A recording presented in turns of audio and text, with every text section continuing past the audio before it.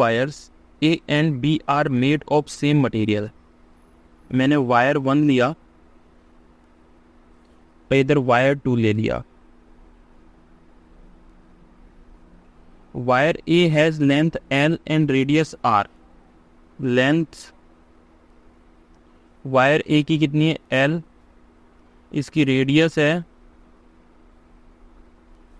that is r, while wire B has a length 2l and radius 2r। Length है 2l और radius है 2r।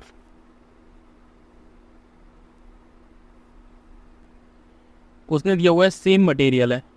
Same material मतलब यहाँ पर अगर यंग्स मॉडुलस y है तो यहाँ पर भी यंग्स मॉडुलस y होगा। Stress by the same force. Force की अगर बात करूं तो फोर्स भी दोनों पे सेम है। एफ फोर्स यहाँ लग रहा है तो एफ फोर्स यहाँ भी लगेगा।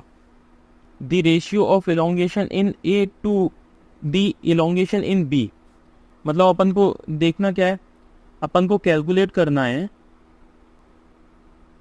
Ratio of elongation means E A upon E B का रेशियो अपन को डिटरमाइन करना है, जो डेल्टा एल ए और डेल्टा एल बी के इक्वल है, राइट। किसी किसी बुक में ये ई और ई बी में डिफाइन होता है, किसी किसी बुक में ये डेल्टा एल ए और डेल्टा एल बी के रूप में डिफाइन रहता है। मैं सबसे पहले लगा रहा हूँ हुक्स लॉ। हुक्स लॉ के अकॉर्डिंग हम जानते हैं delta L is equals to होता है F L upon A Y. यहां से फोर्स सेम है तो एफ कांस्टेंट हो गया, यहाँ वाई सेम है मतलब वाई कांस्टेंट हो गया। यहाँ वेरिएशन किस में हो रहा है? एल में और आर में। तो एरिया को मैं क्या लिख रहा हूँ? Pi R square.